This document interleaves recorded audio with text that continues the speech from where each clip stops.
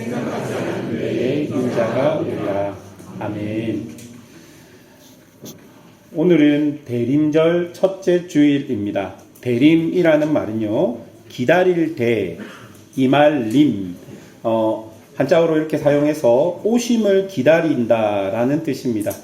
교회는 이 기간 동안 과거의 성탄으로 이미 오신 예수님을 기억하는 동시에 마지막 날 다시 오실 예수님을 소망하며 이 기간을 보냅니다. 그래서 대림절은요, 이미 오신 예수님과 다시 오실 예수님을 기억하는 시간인 것입니다. 초대 교회와 교회 전통 속에서 대림절은 그냥 분위기를 내는 절기가 아니었습니다.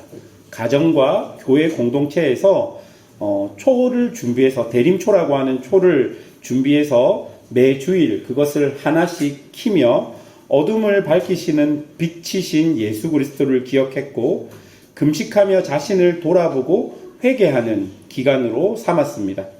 다시 오실 예수님 앞에 나는 어떻게 서 있을까? 이것을 깊이 생각하는 시간이 대림절이었습니다. 사랑하는 여러분, 2025년 이 대림절 이제 4주 동안 지속될 건데, 여러분 그냥 지나가지 않았으면 좋겠습니다. 하루에 한 끼 금식을 하셔도 좋고요. 시간을 정해서 특별히 기도하셔도 좋습니다. 또한 복음서를 정해놓고 꾸준히 읽으시는 것도 좋은 방법인 것 같습니다. 제가 공동체, 그러니까 교회에서 이런 것들을 프로그램으로 만들지 않은 이유는 여러분 자발성이 중요할 것 같기 때문입니다.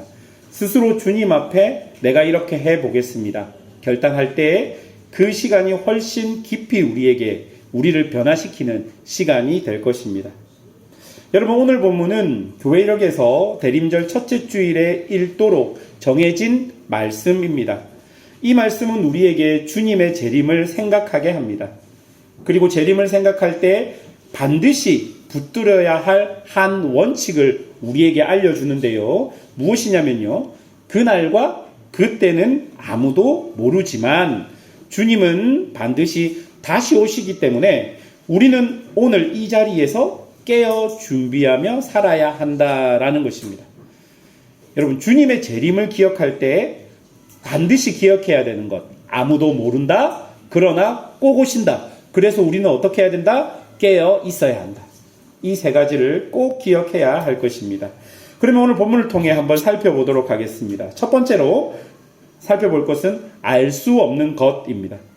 여러분, 오늘 본문이 속해 있는 마태복음 24장의 흐름을 보시면 24장 1절에서 예수님은 예루살렘의 성전을 가리키면서 이렇게 말씀하십니다.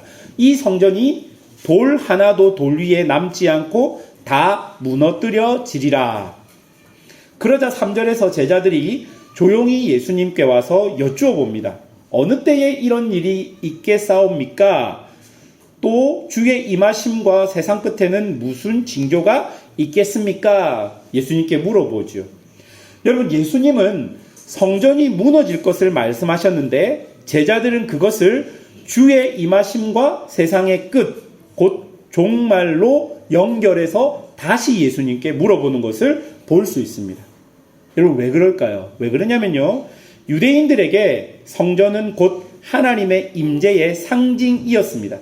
그런데 그 성전이 무너진다는 것은 하나님이 떠나신다는 뜻이기 때문에 세상의 끝이라고 생각했던 것이죠. 그래서 유대인들은 성전이 무너졌다? 그러면 세상의 종말이 온다. 그렇게 생각했던 것입니다. 여러분, 이런 맥락에서 마태복음 24장은요, 종말에 대해서 우리에게 이야기해 주고 있는 장이라고 볼 수 있는 것이죠. 그런데 여러분, 종말에 대해 말씀하시면서 가장 강하게 강조하시는 것이 있는데요. 그것이 바로 36절 말씀입니다. 종말을 생각할 때 성경이 우리에게 가장 강력하게 이야기하고 있는 게 36절인데요. 다 같이 읽어보겠습니다. 36절입니다. 그러나 그 날과 그때는 아무도 모르나니 하늘의 천사들도 아들도 모르고 오직 아버지만 아시느니라. 여러분, 여기서 중요한 것은 분명합니다. 그 날과 그때는 아무도 모른다라는 것입니다. 여러분, 종말에 대해서 그 누구라도 나는 알고 있다. 하나님께서 나에게만 알려주셨다. 여러분, 그런 사람들을 우리는 이단이라고 부릅니다. 심지어는 이 구절에 보면 누구도 모르냐면 아들도 모른다고 말합니다. 아들도 모른다. 누구도 모른다는 거예요? 예수님도 모른다는 거예요. 여러분, 여기에 보면 그 날과 그때가 있지요. 그 날과 그때는 당시 황제나 왕이 공식적으로 방문하는 때를 의미합니다. 혹은 신이 인간들 앞에 나타날 때 사용하는 표현입니다. 즉, 하나님께서 인간의 역사 속에 직접 개입하시고 방문하시는 결정적인 때, 곧 종말의 날을 가리키는 겁니다. 그런데 성경은 분명하게 이야기합니다. 그 날과 그때는 아무도 모른다. 그런데 여러분, 사람들은요, 이 모른다는 것을 이상하게도 일어나지 않는다로 바꾸어 버립니다. 왜냐하면 시간이 너무 오래 지난 것 같고 눈앞의 현실이 너무 바쁘다 보니까 눈에 보이지 않는 세계를 잃어버리기 때문입니다. 그래서 종말을 대할 때 우리가 가지고 있는 가장 어리석은 태도는 모른다를 일어나지 않는다로 바꾸어 버리는 것일 것입니다. 여러분, 어떻습니까? 여러분, 어떻습니까? 종말이 온다. 주님 다시 오신다고 주님 분명히 약속하셨는데 그 날과 때를 모른다고 하셨어요. 그런데 우리는 그 모른다를 일어나지 않는다로 바꾸어서 생각하고 있지는 않은지 한번 여러분 생각해 보십시오. 예수님은 오늘 본문에서 세 가지 장면을 통해서 이 진리를 우리에게 구체적으로 설명해 주시는데요. 37절에서 39절을 여러분 한번 보십시오. 거기에 보면 어떤 내용이 있냐면 노아의 때 사람들은 먹고 마시고 장가들고 시집 가고 있었습니다. 여러분, 이게 의미하는 것이 뭐죠? 아주 평범한 일상을 살아갔다라는 겁니다. 그런데 여러분, 이렇게 평범한 일상을 살아가는 것이 죄입니까? 죄가 아닙니다. 그런데 여러분, 그 일상에만 매몰되어서 하나님이 경고하시는 홍수를, 심판을 완전히 무시했다는 뜻을 그 37절과 39절까지는 가지고 있는 것이죠. 특별히 여러분, 39절에 깨닫지 못하다라는 단어가 나옵니다. 깨닫지 못하다. 여러분, 이 말은요, 정보가 없어서 난 몰랐어요, 그 뜻이 아닙니다. 경고를 들었고, 그리고 눈에 보이는 증거가 있었고, 표적이 나타났지만 내가 그것을 인정하지 않고 받아들이지 않았다라는 뉘앙스입니다. 그러니 이 깨닫지 못했다라는 단어가 우리에게 알려주는 것은 몰랐다가 아닙니다. 무지가 아닙니다. 뭐에 가깝습니까? 거부에 가깝다라는 것입니다. 노아 시대 사람들은 홍수와 심판에 대해 이야기를 들었습니다. 하지만 각자의 바쁜 일상과 욕망, 눈앞의 삶에 너무 파묻혀서 그 심판을 기다리지, 준비하지 않았던 것입니다. 여러분, 40절과 42절도 또 다른 장면이 등장합니다. 두 사람이 함께 밭에서 일을 합니다. 한 사람은 데려감을 당하고 한 사람은 버려둠을 당합니다. 두 여인이 함께 맷돌을 갑니다. 한 사람은 데려감을 당하고 한 사람은 버려둠을 당합니다. 여러분, 겉으로 볼 때 무슨 차이가 있습니까? 아무 차이가 없습니다. 둘 다 밭을 갈았고 둘 다 맷돌을 갑니다. 둘 다 성실하게 일상을 살아갔습니다. 아무 차이가 없습니다. 그런데 예수님은 뭐라고 이야기하십니까? 한 사람은 깨어 있었고 한 사람은 깨어 있지 못하다. 즉, 한 사람은 종말을 인지하고 준비하고 있었던 사람이고 한 사람은 종말을 알고도 준비하지 않은 사람이다 라고 이야기하고 있는 것이죠. 여러분, 깨어 있음이 무엇일 것 같습니까? 깨어 있음은요, 날짜와 시간을 아는 것이 아니라 주님이 다시 오심을 마음에 두고 오늘의 선택과 삶을 그 앞에서 점검하며 살아가는 태도를 깨어 있다라고 표현한 것입니다. 여러분, 돈을 벌면서도요, 자녀를 키우면서도요, 진로와 결정 속에서도 그 속에서 하나님을 기억하는 것, 여러분, 그것이 깨어있는 신앙입니다. 여러분, 세 번째 장면도 한번 보십시오. 도둑이 언제 올지 집주인은 알 수 있겠습니까? 모릅니다. 하지만 깨어 있으면 집을 지킬 수 있습니다. 예수님은 말씀하십니다. 도둑이 어느 시간에 올지 알았다면 깨어 있어 그 집을 뚫지 못하게 했을 것이다. 그런데 여러분, 아무도 알 수는 없지만 깨어 있으면 대비할 수 있을 것이다. 그러니까 알 수 없다는 말은 일어나지 않는다는 뜻이 아니라는 것입니다. 여러분, 이 세 장면을 다 함께 보면 공통점이 있습니다. 먹고 마시고 결혼하고 밭을 갈고 맷돌질을 하고 겉으로는 하나도 이상한 것이 없습니다. 다 정상적인 일상입니다. 문제는요, 그 일상만을 전부인 줄 알고 사는 것입니다. 눈에 보이는 것, 당장 나에게 느껴지는 것, 내가 경험하고 있는 것만을 진짜라고 믿는 것입니다. 그러나 성경은 눈에 보이는 세계가 전부가 아니라고 우리에게 말합니다. 우리의 경험과 지식을 넘어서는 세계가 있고 내 힘으로 어찌할 수 없는 영적인 세계가 존재한다라는 것을 성경은 지속적으로 우리에게 알려주고 있는 것입니다. 겉으로는 평온해 보이는 시대 속에서 노아는 보이는 현실을 넘어서는 그 세계를 준비하였고 그 세계를 보았고 그래서 방주에 탈 수 있었던 것입니다.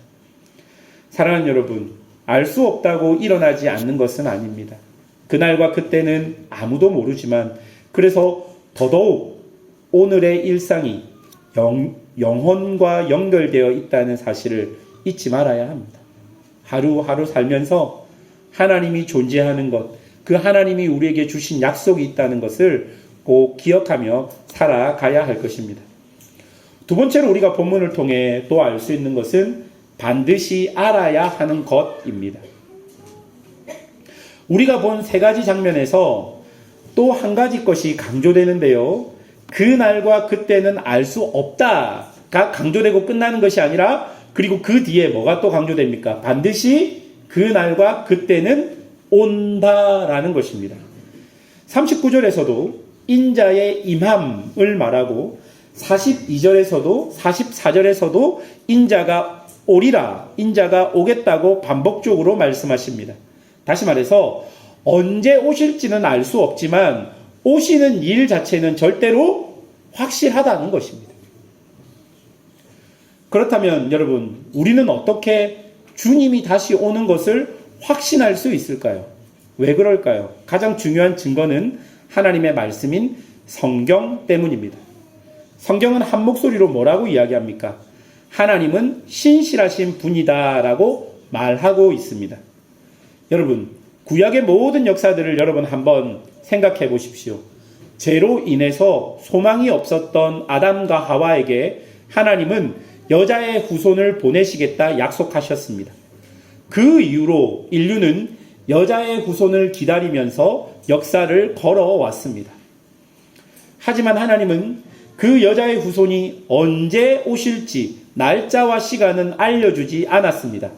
대신에 여자의 후손이 오시겠다 약속하시면서 여러 사건과 여러 인물을 통해서 그리고 선지자들의 메시지와 율법과 제사와 성막과 왕조와 예언을 통해서 지속적으로 사람들에게 반드시 오신다, 반드시 약속은 이루어지신다는 메시지를 끊임없이 들려주었습니다. 그래서 역사 속에 신실한 사람들은 그 약속이 현실적으로 보이지 않고 시간이 너무 오래 걸려도 약속의 내용이 아니라 약속하신 분을 신실하게 믿고 약속하신 분 때문에 그 약속이 성취됨을 믿고 그 약속을 붙들고 있었다라는 것입니다. 여러분, 이게 굉장히 중요한 내용입니다. 하나님이 하신 약속이 현실성이 없어 그래서 이건 이루어지지 않을 거야. 그 약속의 내용을 보고 그 약속의 내용을 보고 이 약속이 이루어질 것인가 안 이루어질 것인가를 평가하고 판단하는 게 아니에요. 성경은 누굴 보라는 거예요? 그 약속을 하신 분을 보라는 거예요. 그 약속을 누가 하셨습니까? 하나님이 하셨잖아요. 그러면 그 약속이 세상이 두 쪽 나도 일어나지 않을 약속이라도 하나님이 하셨다면 그 약속은 어떻게 되는 겁니까? 성취된다라는 겁니다. 그래서 구약의 역사 속에서 계속 하나님이 그 사람들에게 무엇을 보여줍니까? 하나님이 어떤 분이신지를 보여주잖아요. 하나님이 어떤 분이신지를 계속 보여주잖아요. 여러분, 성경 곳곳에서 하나님을 어떻게 소개하고 있습니까? 신명기 7장 9절에 이렇게 이야기합니다. 그런즉 너는 알라 오직 내 하나님 여호와는 하나님이시요 신실하신 하나님이시라. 그를 사랑하고 그 계명을 지키는 자에게 천대까지 그의 언약을 이행하시며 인애를 베푸시되. 여러분, 시편 89장 1절에서 2절입니다. 내가 여호와의 인자하심을 영원히 노래하며 주의 성실하심을 내 입으로 대대에 알게 하리이다. 내가 말하기를 인자하심을 영원히 세우시며 주의 성실하심이 하늘에서 경고히 하시리라 하였나이다. 여러분, 데살로니가전서 5장 24절에도 이렇게 기록합니다. 너희를 부르신 이는 미쁘시니 그가 또한 이루시리라. 여러분, 히브리서 10장 23절도 이렇게 이야기합니다. 또 약속하신 이는 미쁘시니 우리가 믿는 도리의 소망을 움직이지 말고 굳게 잡고. 여러분, 계속해서 뭘 이야기합니까? 하나님의 신실하심을 이야기합니다. 하나님의 미쁘심을 이야기합니다. 하나님께서 어떤 분이신지를 성경은 계속적으로 이야기합니다. 그 외에도 성경은 끊임없이 하나님의 신실하심을 말하고 있습니다. 그렇다면 성경 속에서 하나님의 신실하심이 가장 강력하게 드러난 사건은 무엇입니까? 바로 아기 예수님이 이 땅에 오신 사건, 성탄절입니다. 수백 년, 수천 년 동안 계속되던 약속이 예수님께서 이 땅에 오심으로 한 번에 분명하게 실제 역사 속에서 성취되었습니다. 그러니까 태초에 약속하셨던 여자의 후손의 약속이 메시아에 관한 수많은 예언이 죄인들을 구원하시겠다는 하나님의 약속이 예수님의 탄생으로 인하여 무엇이 되었습니까? 현실이 되었다라는 거예요. 사랑하는 여러분, 구약의 모든 약속이 예수님의 오심으로 성취되었듯이 예수님께서 승천하시겠다는 그 약속도 어떻게 된다고요? 하나님의 신실하심으로 인해서 반드시 이루어질 거라고 성경이 이야기하고 있는 겁니다. 여러분, 구약의 오랜 역사 동안 하나님은 메시아를 보내주겠다 약속하셨고 예수님을 통해 그 약속이 성취되었습니다. 그리고 예수님이 승천할 때 뭐라고 약속하십니까? 다시 오시겠다 약속하셨죠? 아직 이루어지지 않았습니다. 그런데 우리가 그걸 이루어질 것이라고 믿고 있는 이유가 뭡니까? 하나님의 약속이 하나님의 신실하심으로 이루어졌으니 지금도 하나님의 신실하심이 우리에게 있기 때문에 다시 오신다는 약속도 반드시 하나님 때문에 반드시 성취될 것이다. 그렇게 말할 수 있는 것이죠. 과학이 발달하고 무신론이 논리적으로 보이고 세상 속에서 하나님이 없는 것 같아 보여도 이 모든 상황은 결코 하나님의 신실하심을 넘어설 수 없는 것입니다. 여러분, 요즘 시대의 영적 전쟁을 보면요, 겉으로 교회를 없애려는 박해보다는 교회 안에서 하나님과 말씀을 지워버리는 것에 더 가까운 것이 아닌지 생각해 보게 됩니다. 옛날에는 교회를 무너뜨리려고 외적인 박해가 많았습니다.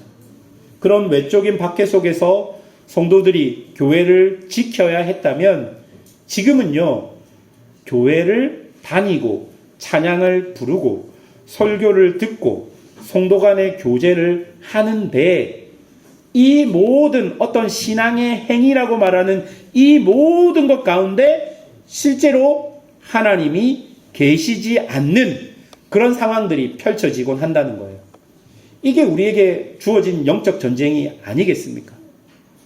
여러분, 우리도 그럴 수 있습니다.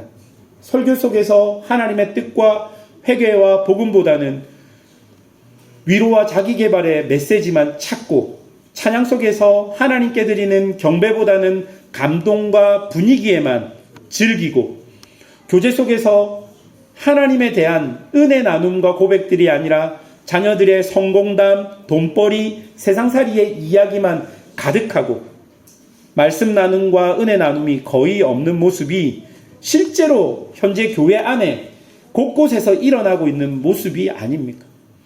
하나님의 말씀이 선포되었지만 내가 듣고 싶은 말씀만 듣고 내가 듣기 싫은 말씀은 인정하지 않고 잘못되었다라고 말하지 않습니까? 하나님을 높여드리고 경배하는 찬양보다는 내 마음에 감동을 주는 찬양만, 위로만 주는 찬양만 들으면서 이것이 신앙의 다인 양 그렇게 살아가고 있지는 않습니까? 여러분, 여러분의 신앙의 생활에 하나님이 계십니까? 그 하나님이 정말로 왕으로, 주인으로 계십니까? 아니면 하나님을 그냥 나의 이 어려움만을 도와주는 그 램프의 요정, 지니와 같이 생각하고 있지는 않습니까? 하나님 이거 안 해주시면 나 교회 안 갈 겁니다. 하나님 이거 안 해주시면, 여러분이 하나님 이거 안 해주시면 한 3주는 교회 안 가도 될 것 같아요. 뭐 이런 마음들이 우리 안에 있지 않습니까? 하나님을 나의 왕, 나의 주인이 아니라 내가 원하는 것을 이루어주는 우상처럼 대할 수 있다는 거예요. 교회를 다니면서도 그렇게 할 수 있다는 겁니다. 이렇게 하나님을 왜곡되게 이해하다 보면 하나님의 신실하심이 우리 마음에서 흐려집니다. 하나님의 신실하심이 우리 마음에서 흐려지면 하나님의 약속이 점점 현실감 없는 이야기가 되어버립니다. 여러분, 하나님을 우리의 욕망을 실현해주는 분으로 보지 말아야 합니다.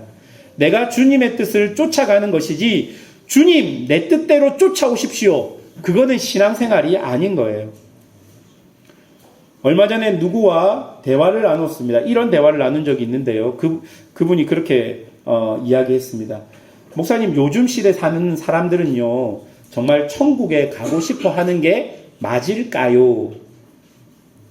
예전에는 황금길, 보석문, 뭐 이런 것들을 이야기하면서 지금 내가 사는 이곳보다 훨씬 천국에 대한 소망, 실제로 천국이 뭐 황금문, 뭐 이렇게 아스팔트도 뭐 그런 거 아닙니다. 그런 거 아닌데 우리가 그렇게 배웠던 이유가 뭡니까? 지금 내가 살아가는 이 현실 세계보다 더 좋은 곳, 더 소망하고 바라는 곳이라는 맥락으로 황금 집에 뭐 살고 뭐 이런 이야기들 했지 않습니까? 사람의 기대감이 보여지는 표현이 아니겠습니까? 그렇게 천국을 사모했다는 것이죠. 여러분, 아직까지 여러분 천국에 가면 황금집에 산다고 생각하시는 분 여기 안 계시죠? 예, 계시는 것 같아요. 예. 그런데 요즘은 여러분 정말 그렇게 천국을 소망하는 그런 마음들이 우리에게 있습니까? 그분이 그런 얘기를 하더라고요. 목사님, 요즘은요 오히려 그 천국보다 시그니엘, 그리고 제가 좀 찾아봤어요. 청담동의 에테르노? 뭔지 모르겠어요. 아무튼 더 펜트하우스 한 200억 한대요. 이런 곳이 천국보다 더 가고 싶은 곳이 되어버린 것이 아닐까요? 하는 씁쓸한 농담을 나누었던 적이 있습니다. 여러분 어떻습니까? 정말 여러분은 하나님의 나라, 천국을 고대하고 계십니까? 정말 하나님 나라, 천국에 가고 싶으십니까? 가만히 생각해보면 사람들이 주님 다시 오심을 잊고 사는 이유가 단순히 바빠서가 아니라 아까 본문에서 이야기했던 것처럼 어쩌면 의도적으로 잃어버리고 싶은 것이 아닌지 설교를 준비하면서 그런 생각들을 해보았습니다. 지금 내가 누리고 있는 것들을 모두 다 내려놓고 가야 하는데 그것이 싶지 않아서, 지금의 편안함과 욕망을 포기하고 싶지 않아서, 주님 오심이라는 말을 듣는 것이 불편해서 그냥 조용히 마음 한곁에 주님 다시 오신다는 그것을 내 마음에 밀어놓고 살아가는 것은 아닙니까? 사랑하는 여러분, 우리의 자신을 한번 돌아봅시다. 나는 정말 주님 다시 오실 날을 마음 깊은 곳에서 고대하고 계십니까? 주님이 오늘 오신다면 조금만 더 있다 오셨으면 좋겠다라고 느끼는지, 아니면 드디어 오셨구나 하고 기뻐할 수 있는지, 우리 스스로 정직하게 우리의 모습을 한번 생각해 봅시다. 말씀을 맺겠습니다. 대림절 첫째 주일이 시작되었습니다. 우리는 아기 예수님 탄생을 기다리며 성탄을 향해 나아갑니다. 동시에 성탄으로 이미 오신 예수님이 다시 오시겠다 약속하신 재림을 바라봅니다. 여러분, 그날과 그때는 아무도 모르지만 우리 주님 반드시 다시 오십니다. 그래서 여러분이 계신 자리에서 깨어 준비하며 살아야 합니다. 의도적으로 주님 다시 오심을 밀어놓지 말고 여러분이 살아가는 삶의 여러 순간에 우리 주님 다시 온다는 인식을 가지고 살아가십시오. 또한 이번 대림절을 절대로 그냥 흘려보내지 마십시오. 한 끼 금식을 정하시든 하루 중 꼭 기억해서 성경을 읽든 기도를 하든 주님 다시 오심을 기억하는 그 일상을 여러분의 삶에 넣어놓는 4주의 시간이 되었으면 좋겠습니다. 그리고 무엇보다 이번 한 주 동안은 정말 여러분이 주님의 재림을 기다리고 있는지, 믿고 있는지 진지하게 이 질문 앞에서 보내는 대림절 첫째 주일이 되었으면 좋겠습니다. 그런 은혜가 있기를 주님의 이름으로 축원합니다. 함께 기도하겠습니다.